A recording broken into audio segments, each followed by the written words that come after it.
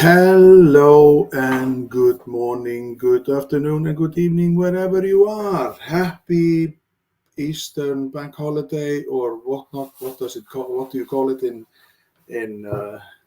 your language? In honor of the weekend, I took on a yellow shirt because I look like a chicken or whatnot. So welcome to this session of inspiring conversation, and let's remind ourselves why I'm doing this. Inspiring conversations, it's all about creating conversations that really matter. We are diving into ways to connect deeply, break down barriers, and build moments that inspire trust and growth, whether it's with your team, at work, or in your everyday chats. We will bring more positivity, realness, and impact into every conversation. So, my guest today is a young man from the US by the name of Joshua Hart. So, I I love the young man part. I thank you for that. well, but you are older than me because I'm 29. So, any relations to the TV couple Hearts, which was on no, I TV? wish I could call him up and be like, hey, you know what? A little bit of Do cash you would be want great. to? Do Yeah, you want to be my friends? yeah. Come on, long lost cousin, right? Yeah, no. So, Joshua, welcome to the hands-on coaching, inspiring conversation, and we are going to have a conversation about stuff. I don't want Great. to give it up right now, but if you could start by telling us a little bit about Joshua Hart, and Yeah, sure. let's So go from there, and then let's see I'll where it takes us, see where because this we, spirals out. So I'll tell you a little bit yes. about my background. I'm 42 years old, so I am technically a very old millennial or a very young Gen Xer, depending on how you want to look at the generational side of it. All right. And when I I was born 80% deaf. And so my parents didn't realize I was born 80% deaf until they finally took me in. I was probably like 1 or 2 years old, and I would always sit really close to the TV, and they would come up to me and like, hey, you need to back away from the TV, and I would scoot up close to the TV, and they need to back away from the TV, and I'd scoot up close to the TV. And finally, they were like, "Hey, this kid has gotten spanked so many times for." This is back, by the way, in the time and age where you could spank your kids and we'd be fine. Now we can't do that here in the United States, but back then you could. And that he's been spanked so many times. Either he just likes being spanked, or he's not hearing our commands. Either way, we need to go get this checked out. And that's when they did some tests and realized that I had 80% blockage in my ears, and I couldn't hear. And the amount of gifts I got after that was just tremendous. So Oh, the guilt I wish pleasure, I could like different. the guilt trip of the Yeah, parents. Oh the my guilt God. trip was epic. And so, but that affected some of my speech growing up, and it kind of it hindered me a little bit. And one of the aha moments for me, one of the like the I would say one of the cornerstones of kind of who I am and what I am, came when I was in the fifth grade. And when I was in the fifth grade, I had a really bad run-in with a couple of kids who, as kids do, like Yeah. to tease and put you down. And at that time, my speech was much worse than it is now. And they would put me down, and they made fun of me and all the different kind of stuff. And I remember I came home and I was sitting on the bed. I was crying. And man, kids are mean. I don't want to go to school anymore. I don't want to do this anymore. And my mom saw me. She saw me crying. She came in. She sat down next to me. And my mom isn't known to be the most caring person in the world. She's a great mom, but empathy was never really her strong point. And she sat down next to me and she said, "Why are you crying?" I told her the whole story about the boys in school who were making fun of me, and how every time I tried to defend myself, I'd end up getting more caught up. It's really hard to defend a speech impediment verbally because you're just giving them more ammo every time you talk. And so finally she goes, "Okay, okay, okay." She goes, "Is crying going to help anything?" And it was an eye-opening experience. I realized, I think that comment could have broken some people, Yes. but it helped me. It helped me go, you know what? You're right. Um, crying isn't going to help me. And she's okay. So she's like, I see you have two options in life. And again, this is being posed to a fifth grader. She goes, you can never talk again, and nobody will ever make fun of you because of your speech. She goes, or you can get over it. And again, I don't think that would be advice that a counselor would give. No. But it worked for me. It really resonated. I understood that concept of I can't control it. You can't control the winds, but you can adjust your sails. That kind of mindset. And so that's how I really approach most of my life. Was with that mindset. If I can't control it, I'm not going to worry about it. I'm gonna do the best that I possibly can with the tools I have in front of me, and whatever happens. And so far, it's worked out pretty well. I remember, playing football because I was almost this size in the 8th grade. So kids stopped making fun of me by then just because of my size. But I was a bigger kid, and I played football. And I got hurt. I got hurt, and my knee got all tore up. And the doctor said, "No more cutting sports for you," which is fine. My heart was never really in it. I was not going to grow up and be a football player by any chance. And my dad goes, "Well, you have to be in something," and so he put me in theater. I said, "Hey," I said, "You're putting your one kid who has a speech impediment in theater. Like that's almost as cruel as beating me for being deaf. Like, that's pretty mean. I just want to give you a heads up. That's not a real nice thing to do." And he goes, "You'll be fine." And so I'm in theater, and he was again trying to force me out of my comfort. And I'm like, well, I have to be tech. I have to be behind the scenes. I can't be on stage and talking in front of people. They may hear my speech impediment, and that would be very embarrassing for me. And so I was backstage, but as I was backstage running the lights or the curtains or whatever job it was, I kept hearing the laughter from the audience. I kept hearing the jokes landing, and thought, man, I am not suited to be backstage at this point in time. I don't care. Devil may care. I want to run out there and I want to be a part of it. So I started becoming part of more shows, and I did theater all through high school, on stage, all through college, some after college. And I really enjoyed it.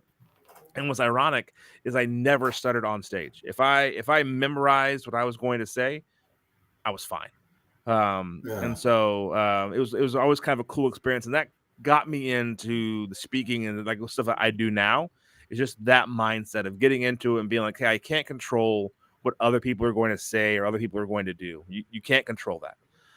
What you can control is how you react to it. And so something I tell a lot of my clients that I speak with is everything's a choice.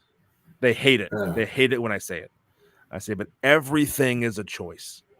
Yes, bad things can happen to you, but the choice is how you choose to deal with it. And I'm not saying that that's a catch-all for you not to ever feel sad or ever feel like a victim or ever feel hurt or ever feel any of those emotions. Those are completely valid. I was completely valid to be crying on my bed in the 5th grade because a set of boys were making fun of me, and I just wanted to be cool, and they were not going to allow that to happen. It's perfectly fine to cry. But Joshua, 3 things come to mind. Yeah. Number 1 is that I like that your parents thought you were at 1 or 2 years old starting to be accepted in the BDSM community. Yeah. With the spanking. Yeah. And then like 5th grade, that is 10 years old or something. Yeah, ish, yeah. So that's really, as you said, like that is really heartbreaking that you get this, but in your face kind of like harsh reality check. And then afterward, like me as a parent, I think because you just spoke, I told you like, who is Joshua? You just started speaking. So did your parents ever say, oh goddamn, we should have spanked him a little bit more? Oh, for sure. They awoken a beast that cannot be bridled, for sure. And that's that was all part of it for me, is like, kind of going through it. I never after that point in time, I never had fear of failure. A story my mom likes to tell is we grew up in this church community that had a larger group based on the area. So I'm from the Dallas area. I've kind of been here my whole life. I spent a lot of time in East Texas, but predominantly I've been in Dallas. Yeah. And they have this like large gathering of all the church age kids, and they have like a talent show. And so you could do quizzing, or you could do this, or basketball, or whatever it is. And so I was just going up and signing up for everything. And so someone came up to my mom and she goes, "I didn't know Josh played piano." And she goes, he doesn't play piano. And she goes, "Well, he signed up to perform in like 30 minutes to play piano." And I was like, "Yeah, sure, I'll try." And I did like hot cross buns or whatever it was in front of an auditorium of 400 people, because I was like, who cares? If I fail, I fail, but I'm going to have fun.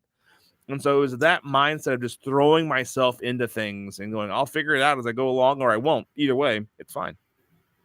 So was it like when you were 10 and hearing your mother say it, like, does anything good come out of the crying? Like, did you, when you look back, did it make you as the person you are today? Like, how could you go around and say, because it is a difficult choice for a 10-year-old.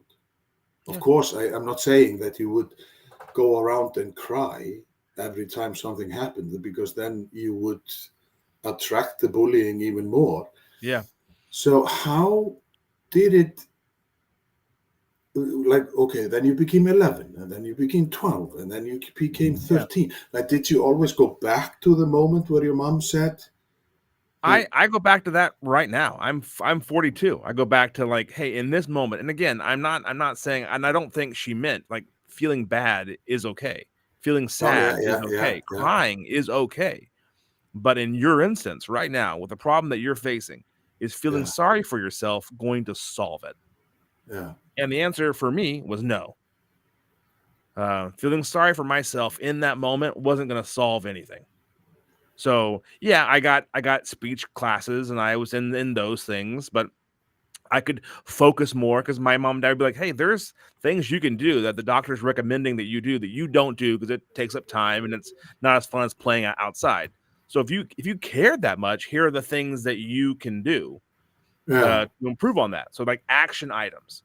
And that's something for me is even today, like I said, I go back through, and when I'm frustrated or I'm upset or the world's not going my way, I go, hey, what can I control in this situation?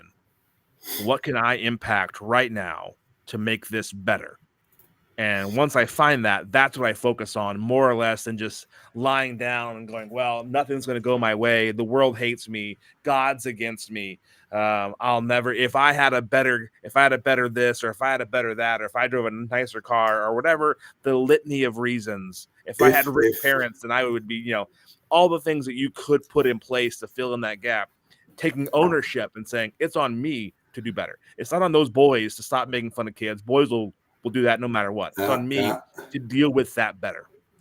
Yeah. So my good friend from UK and a former guest on the show, he says that you are so inspired. This is inspirational. So no fear of failure. Do you mean no fear, or accepting that you will fail and then get up? It's like you're on a horse and then you fall off, but then the key to everything is to go back on the horse and continue. Yeah, I definitely think you have fear. I think I'm not paralyzed by it. I think if you're not aware that this could go poorly, right? If this podcast I'm doing today is a live podcast, it could go horrible. I could have just the worst answer to every question, and I could really mess things up. And I'm not a professional podcaster. I don't do this for a living. Like, there's a way to make that failure. And there are, no matter what it is, there are some nervousness that you get when you're doing something live. But that's good. So when you have that to me is great. Like, that lets me know I am challenging myself in a positive way. Yeah. I should always feel a little bit anxious about what I'm doing, because if I don't, then I'm just coasting. I'm just sitting back and letting things happen. But how is it? You said that you were like when you went to the doctors at 2 years old, or when Yeah. you were a toddler, 80% of it was a blockage. Like, what did they do? Do you have I had hearing aid now? surgery. So Or yeah, I had 8 different surgeries. They put in tubes in my ears to help with the okay, hearing. So I currently have like 6 or 7 holes in my eardrum okay. So as we speak. and you don't have to have a hearing aid or whatnot, No. or Actually, now I can hear great. I almost say like I have like sonar hearing. I can hear from across the room and down the hall. I'm like, what was that? Yeah. So and now it's great. It's just so the speech was delayed because of the uh, hearing. So it took a while and some classes and different things I had to do to get that caught up. so you could literally hear when your employees are talking about stuff, and you say, Hmm. "No, that's wrong." Yeah. They would just be, Actually, you'll find that "What?" in section 4 of that. Yeah. So yeah, Yeah. I have all that kind of in place. But again, like those kind of things like is what I'm trying to instill in my son. I have a 7-year-old. Yeah. And you don't quit things that you gave a commitment to. So like he plays basketball, swimming, soccer, all the things. We only have one, so he's in everything. And he got tired mid-season of basketball, and I said absolutely not. And I was like, you No. made a commitment to finish out. I said, so here's the deal: if you're not out there giving 100% the entire time that you're playing, you don't have to play next season. I'm fine with that. But you gave a commitment for this season, so you're not giving 100%. There's no extracurricular like Switch time or iPad time or any of those fun things if you're not doing what you committed to doing. And so trying to instill that young, like I made a commitment, I'm going to see it through and then go from there. You commit for a season or for a semester or whatnot. Yep. So, Yeah. and that's a brilliant idea for every parent out there. So, like, I did this with my kids. So they were always like, they had to finish what they Yep. started because Yep. that was, we had spent money on stuff and Yeah. whatnot. I don't expect you to be the next Michael Jordan or LeBron No. James, but you're going to try your best. Yes. And as long as you're doing that, I am fine with it. So Yes. So now we have gotten a little bit of insight in your previous life. So, and my best friend Chatty, he came up with a good communication, like after I fed it to him what you did and what not. So the quiet power of communication, from misunderstood to master facilitator.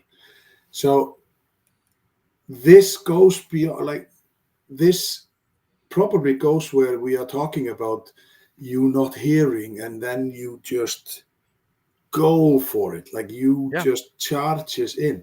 So how in your profession, like what after you finished then high school and theatricals and whatnot, like what was your path and how did you see a future in this coaching business about don't let something hinder you because you like Yeah. you are just try again, isn't it?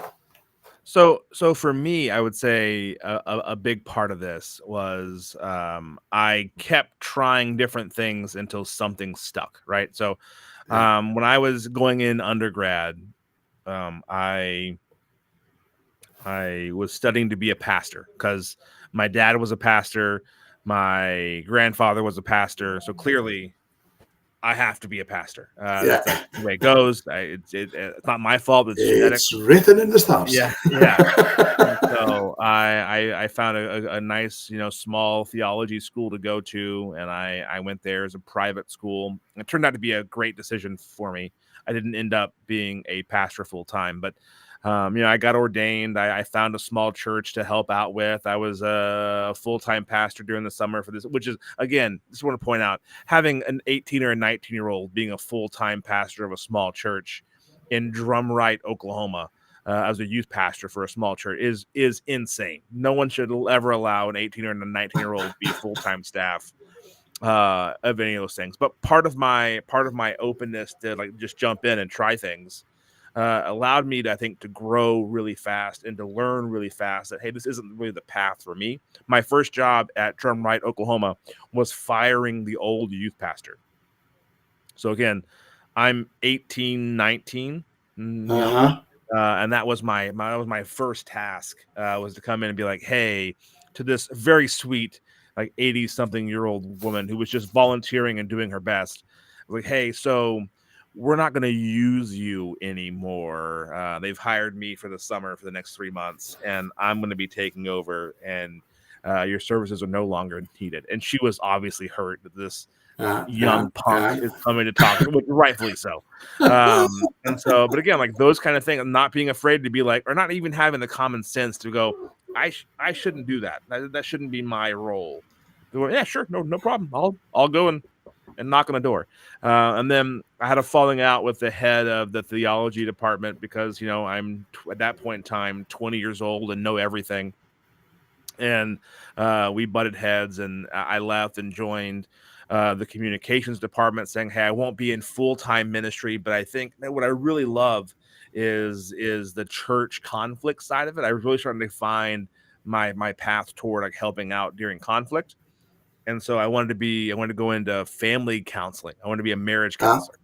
And again, the failure of the education system, no one told me that no one's going to want to hire a 23-year-old, no kids, no wife marriage counselor. Again, that should have been brought up somewhere. Like, hey, you know what, man? No one's gonna walk in and go, you have no kids and no wife when you're 23. You're gonna tell me how to have, yeah, okay, no. And so I figured that out my senior year. Like, man, I am prepared to be a marriage counselor. I got nowhere to go, and I fell into a job at a radio station. And I worked that job as an intern, and started off as because I was doing something else, and like, hey, you can work out here. Then after you finish your task in the sales floor, you can go and hang out in the production and the on air side. And so I would just rush through as fast as I could with my job on the sales side, then run up and hang out with the on air talent that I could see on the show. And I spent 3 or 4 months doing that and loving every minute of it. And I even got to spend a short time in Oklahoma City on a station called KJ 103 as Josh the janitor. And I like, man, this is awesome. I love this. And so when I moved back to Dallas, I got back in radio, and over the course of a year, went from stunt guy, the guy that goes out and does like wacky bit stuff on the side of the road, to being a co-host, to being a producer, to being actually on morning radio. I did morning radio for 14 years here in Dallas. Oh my! But in this, when you're talking, because 20, you go and you have to lay off this elderly woman. Yeah. 20, then you get in some beef with the school and stuff. Like, but did you at every point when you look back? Because when I listen to you, I think, did you think that you were indestructible? Like you just could go and do everything that you wanted because you got over this speech impediment? I don't think I was indestructible. I think I definitely knew my flaws. Like I knew that being an orator was always going to be kind of weird for me. I do well in conversation, and if people know that I have a speech impediment, they soon forget it. And those were all fine, and it wasn't nearly as bad. Like I said, and I really have grown out of it. The older I get, and the better I get, it's kind of gone away. Yeah. But I say now I more have the Hugh Grant British stammer than I do a full-on American stutter. But we go through, and we kind of talk about, for me, the path I was taking was, one, the radio thing. I kind of fell into it and I loved it, and I did that forever. Yeah. And I was talking to every single morning. I was talking to 250,000 people and telling them my views of the day, which who cares what Josh Hart thinks about the day, but people tuned in, and I talked for 4 hours, and I had co-hosts, and we all shared our insight on what they wore to the Oscars. And I can't believe they wore that dress. That's amazing. All of those things. But even then, I was still at some point in time, like halfway through that. So like 7 years in, I kind of looked around. There was a massive layoff. I survived it. But one of my coworkers got laid off, and he was way more talented than me. He was better at almost every aspect of the job that I was doing, and he couldn't find work. And I was like, man, if he can't find work, and so I wanted to go back and like think about what's my part two, what's my second act going to be, and that's when I went back and got my master's degree.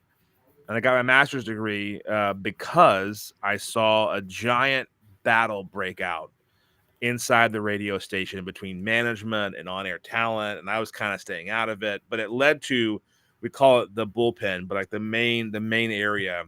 There was a almost to punches. There was a fight that broke out verbally and slamming of doors and foul language and your mom's not very nice and all of those different things. And between grown-ups. Yeah. Real grown-up stuff. Yeah. And egos. Just 100%. And so I thought, man, I wanted to go into marriage counseling because I wanted to help people communicate better. Yeah. Like there's a giant window right here. For me to get involved with this radio station and help this company communicate better. So I went back, and at the time I was still kind of helping with that non-officially. So I went back to grad school and got my master's in conflict management and dispute resolution, which is helping companies deal with issues, org charts, all mediation, arbitration, all of those things. And I worked on a program with this radio station for a few years where I was developing basically a system where I would be involved with the top 50 markets. And hey, anytime your top employees or your top management has a problem, they call me. And I'm the go-between. I'll do shuttle mediation back and forth to get what you need to get done and get it resolved. Yeah. That's what I do. And it got all the way up to I had a meeting with the CEO and the CHRO, the chief human, the CHRA, whatever it is, the chief human resource guy. And it got to it, and he goes, Josh, that's a great idea. I think it could be very, very promising. But at the end of the day, our lawyers won't let us do it. And they were like, because the way we do things now is we like to be reactive, not proactive. So we come in after the explosion has happened. We come in and go, you're fired, you're fine, you're fired, and we do that. If we know about the problem ahead of time, we're liable to fix it. And so they chose, as an organization, they chose to bury their head in the sand and go, we don't want to know. When there's a problem and people are fighting, we don't want to know. Why is it that the word that comes into my mind is stupid? Because that's what that is. And that was another one of those aha moments for me. And I started kind of winding out of my radio career and really beefing up my consulting career, where I was like, I want to find organizations that don't just want to do triage.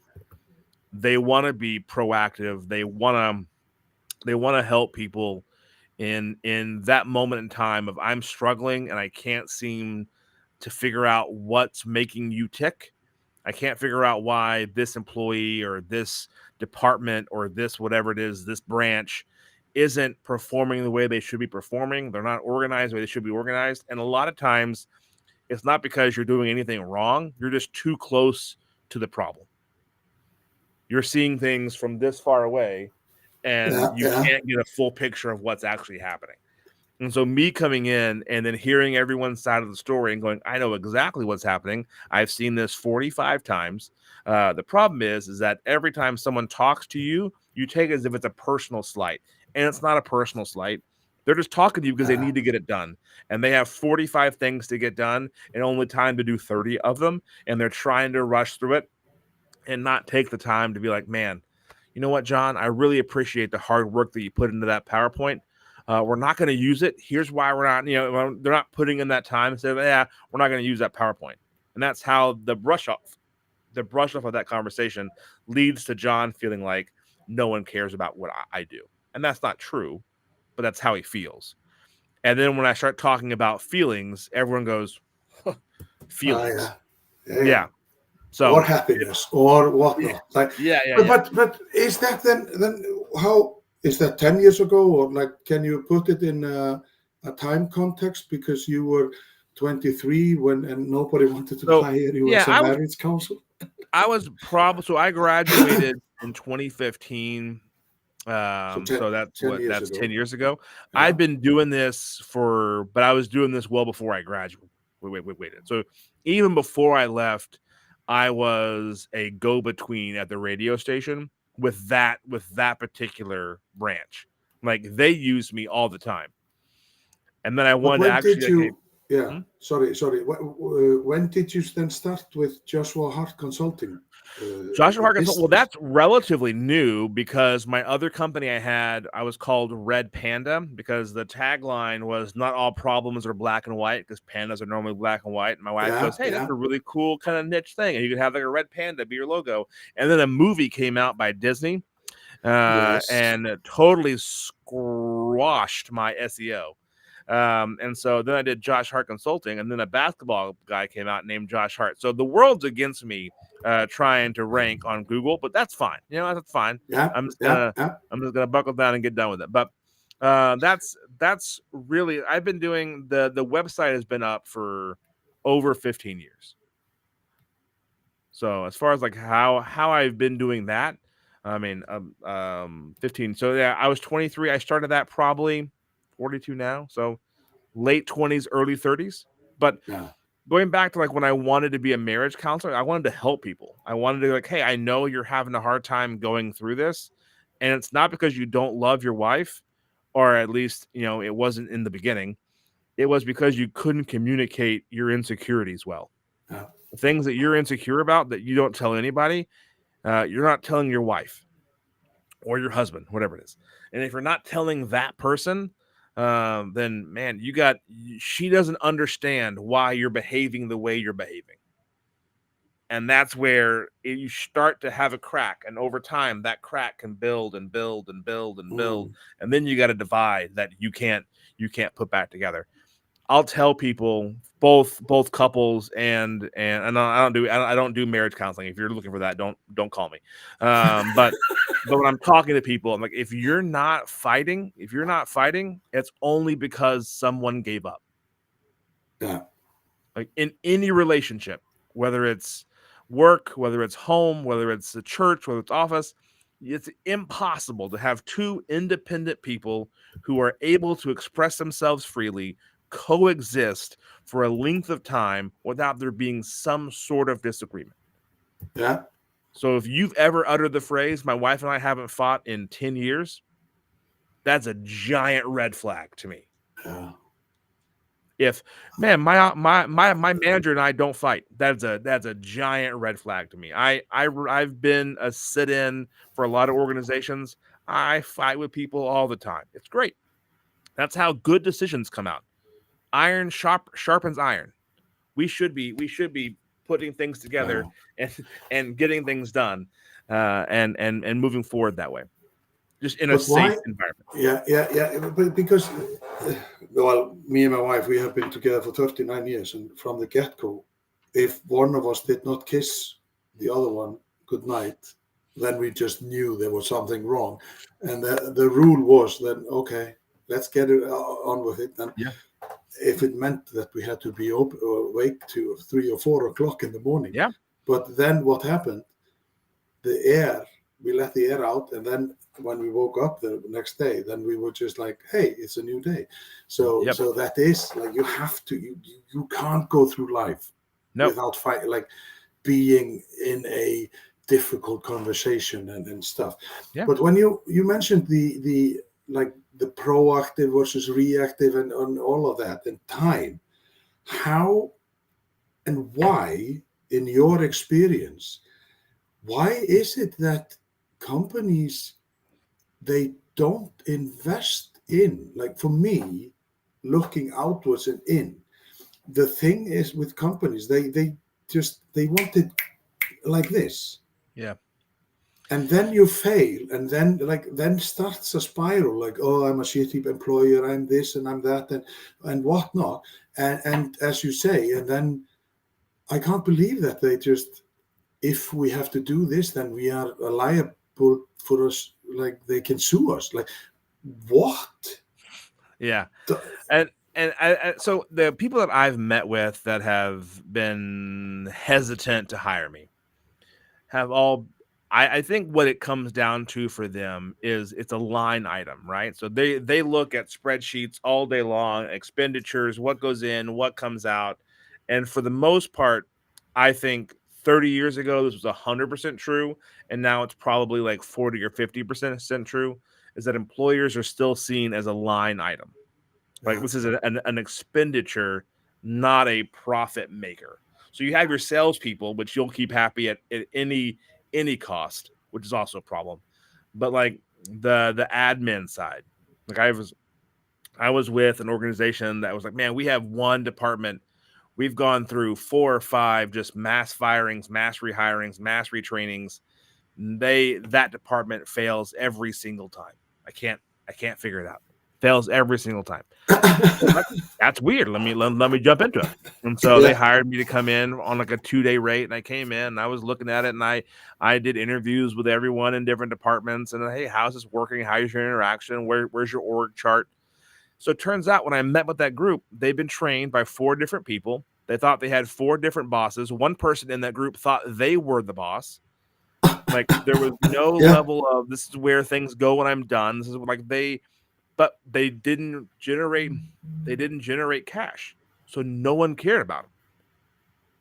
They're like, you're basically here to push paper around to make the people that make money for the company make their lives easier, and they just got run over. Well, after you get run over enough times, you build up barriers so I don't get pushed down any longer, and you turn out to be a really bad employee.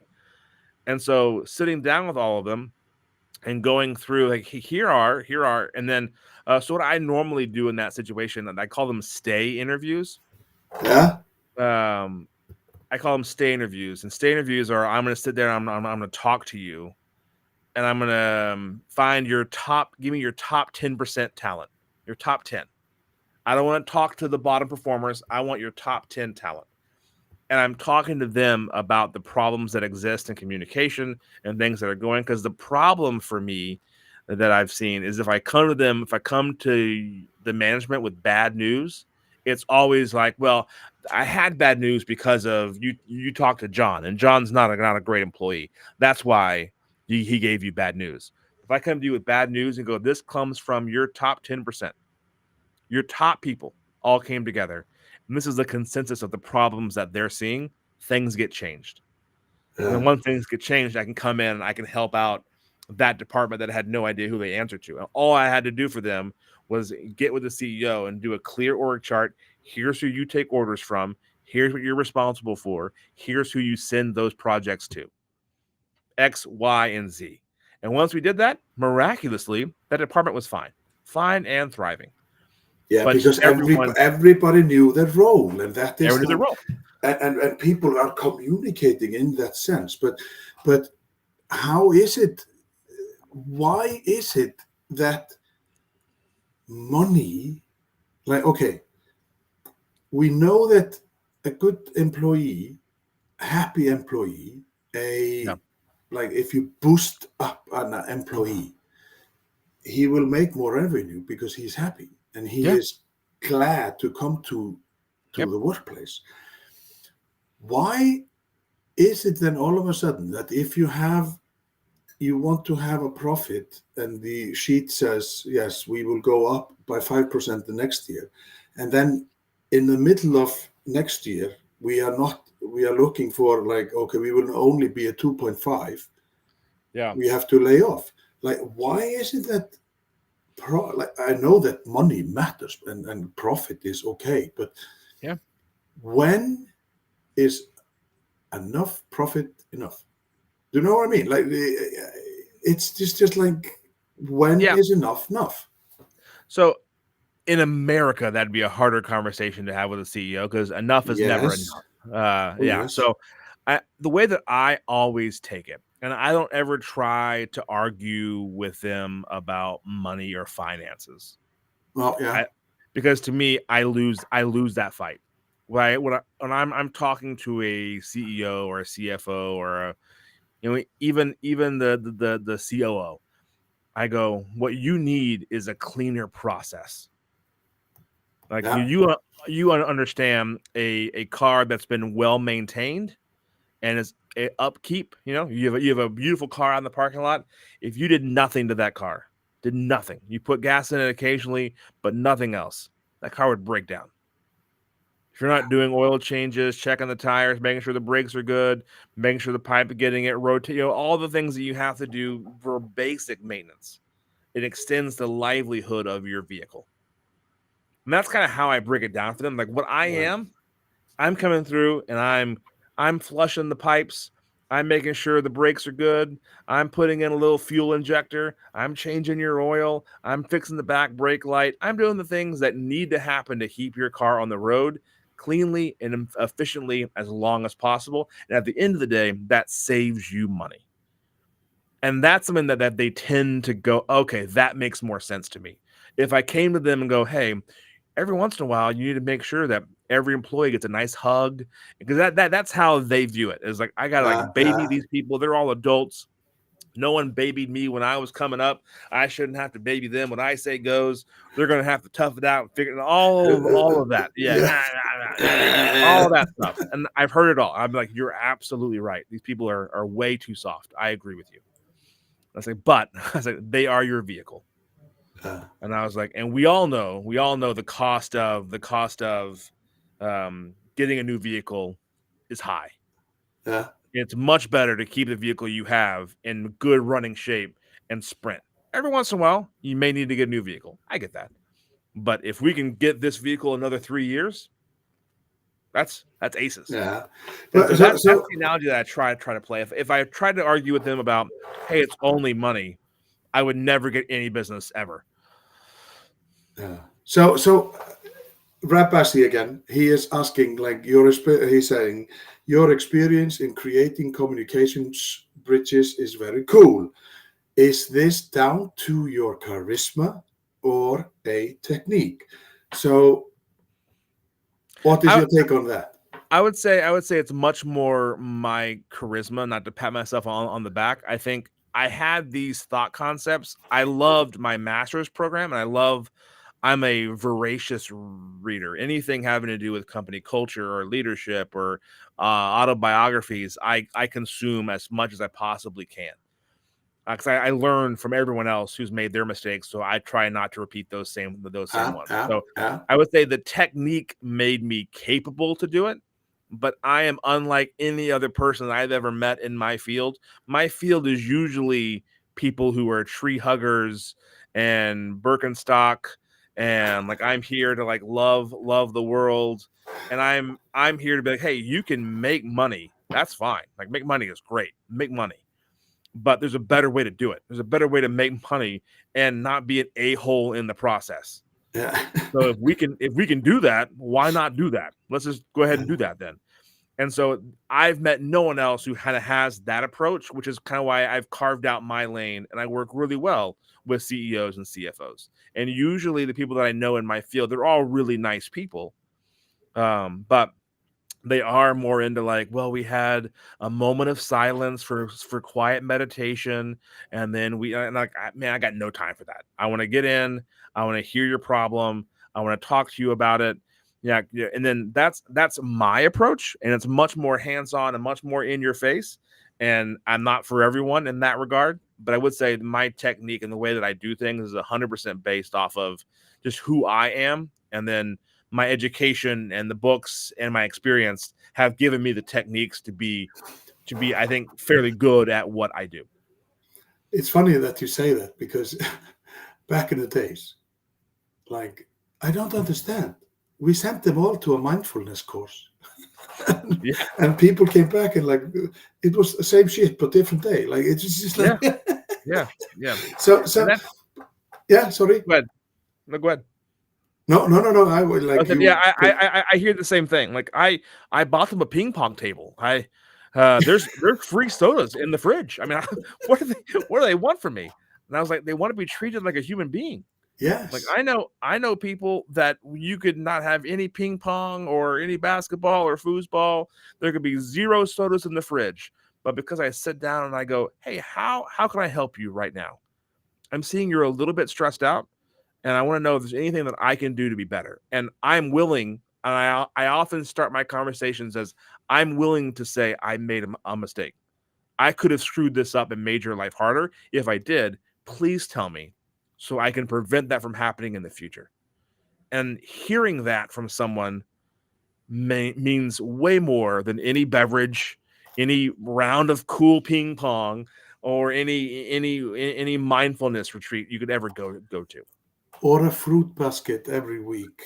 And then Yeah. when you take it away, it's like, hey, you took away the fruit basket. This is my right. I need the Yeah. fruit basket. It just costs One of lots yeah. of money.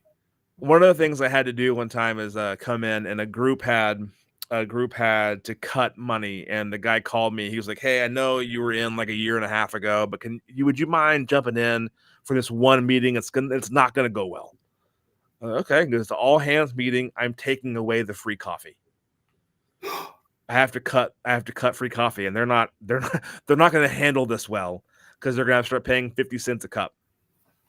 It's all right. Yeah, sure. So we got to like tell me why you're making the cut and what's going on. And what it was is corporate said, "Hey, you have to cut 15% of whatever." And he goes, "Coffee just so happened to be 15%." Right. And so it just happened to be that amount. So it was an easy cut. And so what I said, here's what I want you to do. Start off the meeting by saying, "Hey, as you've all heard, corporate is wanting to have cuts done. So here's what we're going to do." I said the amount of cuts that they want to make comes out to right about the cost that we spend for coffee. So does anyone volunteer to quit? So just sit there for a bit. Ask them a question. Does anyone volunteer to quit? Because I couldn't stand to lay off any of you and to wreck your homes and your families and to upset the balance that you have over a cup of coffee. I was like, you're changing the dynamic of what that costs. So now it's not I'm choosing to give up coffee to save everyone's job. Not I'm cutting coffee because we got to pinch pennies. And that was the approach that he took. And then he goes, so no one's volunteering to resign. No one at all. Okay. So we're all in the same boat. We all agree that we should cut coffee to keep everyone's job. And they're like, yeah, 100%. And then everyone walked out of there. And yeah, sure, there were some people like, man, coffee sucks. But like they were fine. Like they got through it a lot faster than if he had been like, hey, we're cutting coffee as of this day. Coffee will go up to 50 cents, hit send, and walk away. And you put no humanity to it. Yeah. So that's the change that I help people find. Well, and then the other thing that Rabbi he tells us now, never touch the fruit basket. It's good that English is not my first language, so leave me alone, Rap. but Joshua, because as I told you before we went on, like we have spoken for 50 minutes. Yeah. So I want to know, if you can, tell me worst case scenario, the worst case you ever stepped into, and then where you thought you were going in for a easy peasy lemon breezy thing, and then just hit like you just got smacked in your head. So do you have any stories, or if you, I don't know, like you have to just say no. The easy breezy one is my fault. The easy breezy one that I didn't expect coming wasn't a client or a case. I got asked to speak on a panel, and I'm notorious for not preparing, which is not great. But I didn't prepare. I do a lot more now after this. And I didn't prepare for the panel. Like, I know my material. I know what I'm talking about. I have a master's degree in this. I've read all kinds of books. I can argue any stance on this that you want to argue. I got it. Well, I walk in. Well, 5 minutes into this panel, the guy to my left is coming at me. Like he is throwing daggers at me. I'm like, okay. So I play it off like maybe he's just like trying to be funny and it didn't land. And we're going in, and then another attack. And I'm just like, I'm letting it like kind of get under my skin a little bit. And so finally, I started to go on the offensive, and I'm attacking him, and we're back there going like, man, how did this peace-loving, very nice like panel in front of 100 and some odd people who just came to hear about the where we are with international facilitation and mediation and all this different stuff and how you do all this, turn into this? And turns out I got in the car like, who was that a-hole? And I pulled up my form. I started like reading through it, and it said in here, this person will be combative and say that Josh's ideals are wrong, and he's prepared to, And so the whole thing was supposedly scripted for everyone but me, which made sense for why he walked up and goes, man, you did a great job. And I was like, what are you talking about? Like, I want to fight you right now. Like, what are you talking about? And I got in my car and I realized, oh, it's because I didn't read. He was supposed to be attacking my views, and I was supposed to be like the guy supporting them, and we were supposed to be fine. But instead, it got really heated. That was probably the one that I was most caught off guard by. The one that I knew was going to be rough was a situation where this is more of a crisis management, but I got called at like 11 o'clock at night, and it's like a Saturday. And I had a cocktail, and I had the phone rings. All right, so I answer it. I'm like, this is Josh, and he goes, I want to talk about crisis management. It's like, man, it is 11 o'clock on a Saturday. Who'd you kill? PM. 11 p.m. I said, who'd you kill? And he goes, I didn't kill anybody. My business partner killed my secretary's husband. What? I was like, okay, well, here we go. Let me put down the cocktail. Put my glasses on, and let's have a comment. So we started getting into it, and like, here's how we're going to work this. And I drove down to where they were the next morning, set in, started going through strategy of how we're going to prepare this for the media, how we're going to keep this as much as we possibly can out of the media, how we're going to keep half of, because it was a law firm, so half of the clients were the other lawyer who's in jail, half of his business. How do we keep his business? So I help them strategize how we're going to do that. We're going to pull everything over. Here's what we're going to do. Here's what our press release is going to say, because they wanted to say, oh, we're shocked and horrified that I'll keep saying John, that John could do this. Whoa. You're not shocked and horrified, because that's putting blame on John. We all know John did it. That's not a fun for debate. And I was like, but the people that John has as clients, they were the call that they made when they made a mistake to John. That level of connection you want to have. And so I said, what we need to say is, we look forward to the truth coming out and a speedy result to this case for all parties involved. That is a classic non-answer answer. We only lost one client from them in that regard. Only one client didn't rejoin the firm under his banner. But coming in and dealing with the phone calls, dealing with the staff, because again, it was a secretary who was having an affair. Do we keep her? Do we fire her? And going through I knew that was going to be a tough one to do.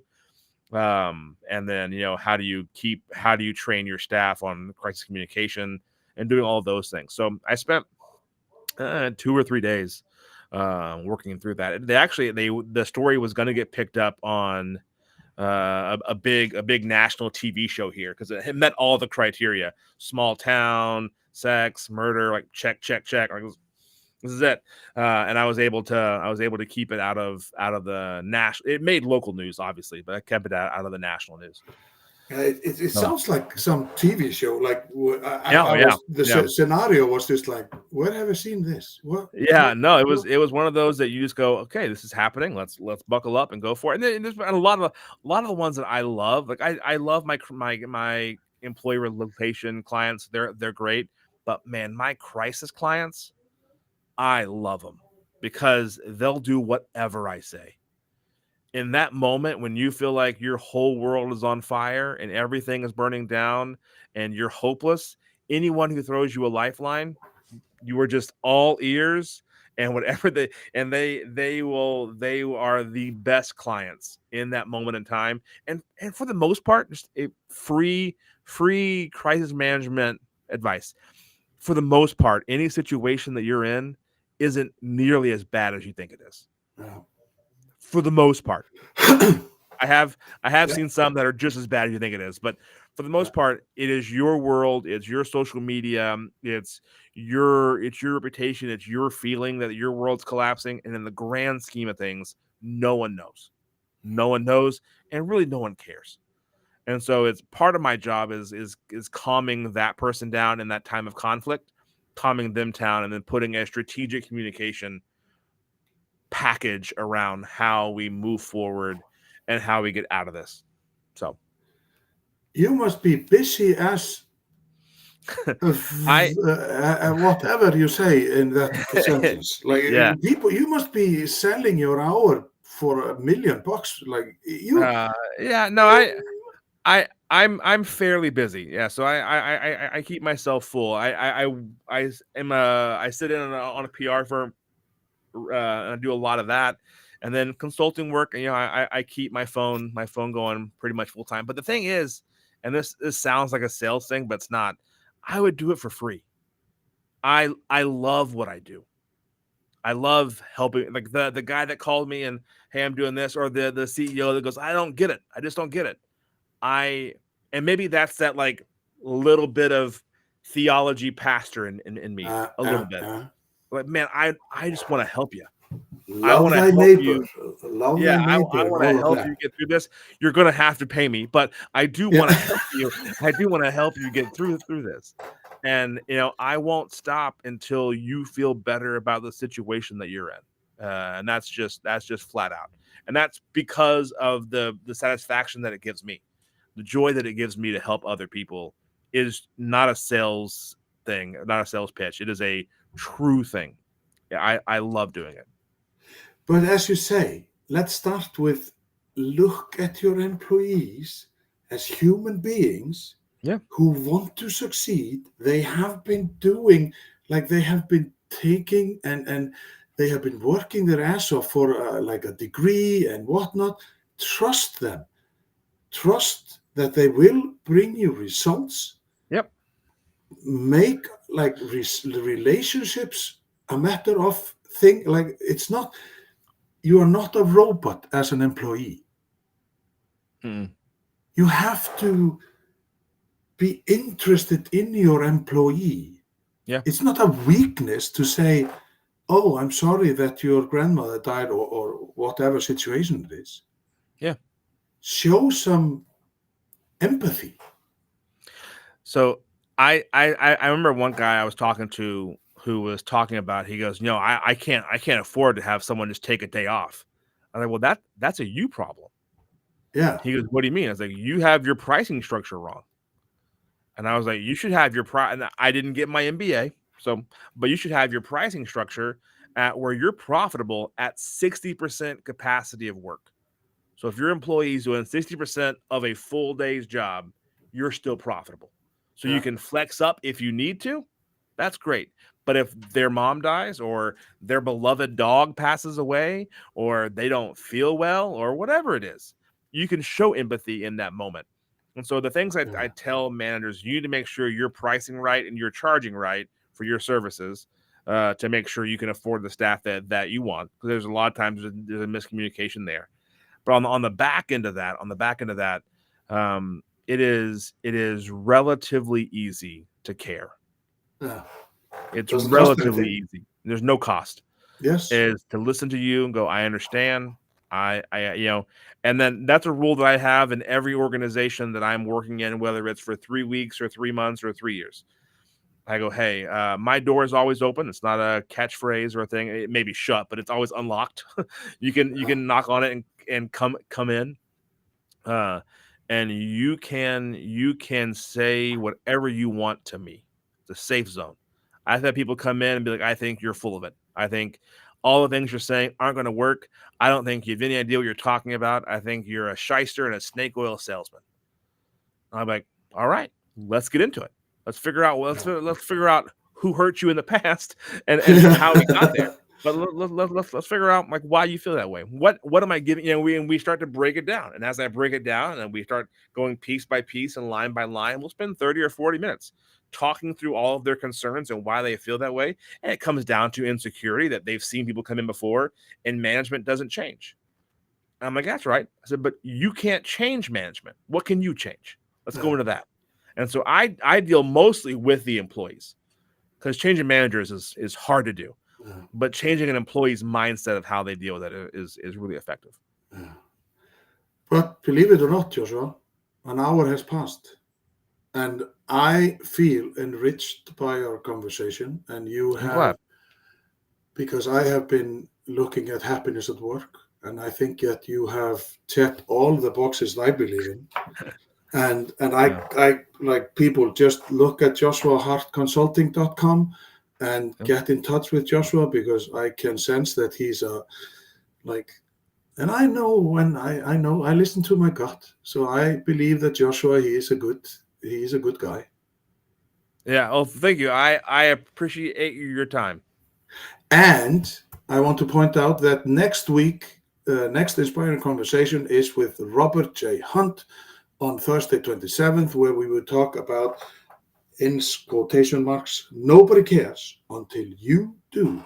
Living beyond the blame, excuses, and doubts that hold you back. So, Joshua Hart, thank you. Thank you for your time, and just appreciate you. And I think that we will get along fine. This is a beginning of a great friendship. So, thank you very much. Appreciate